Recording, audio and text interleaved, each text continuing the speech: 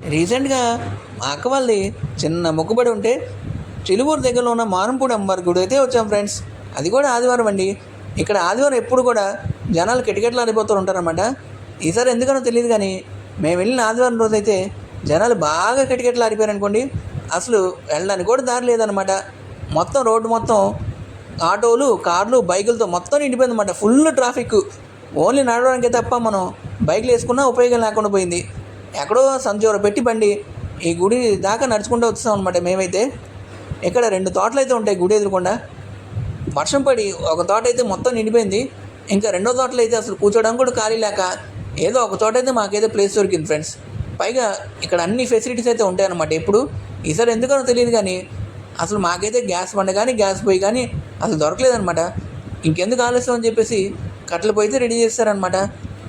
ముందుగా పొంగల్ అయితే ప్రిపేర్ చేసేసి ఆ తర్వాత మా అక్కలు దర్శనానికి అయితే వెళ్ళిపోయారు. ఇంకా ఆ తర్వాత మా వంటల మేస్త్రి రెండో అత్తగారు అయితే మా కోసం బిర్యానీ అలాగే నాటుకోడిని అయితే ప్రిపేర్ చేస్తున్నారనమాట కట్టెల పొయ్యి మీద. ఈ కట్టెల పొయ్యి మీద బిర్యానీ అసలు నోరు ఊరిపోయిందనమాట. ఫుల్గా నెయ్యి పోసేసి మసాలా దినుసులు వేస్తుంటే అప్పటికప్పుడు ఎప్పుడు రెడీ అయిపోద్ది అనిపించింది నాకైతే. ఫైనల్గా ఈ చెట్టు కింద కూర్చొని చల్లటి గాలిలో చుట్టూ ఫ్యామిలీ టైం స్పెండ్ చేసాం ఫ్రెండ్స్. ఇక్కడ చాలామంది కూడా ఇక్కడ ఫ్రెండ్స్తో కానీ ఫ్యామిలీ మెంబర్స్తో చాలామంది కూడా ఆదివారం వస్తుంటారు. Thanks for watching and please subscribe Omkar YouTube channel.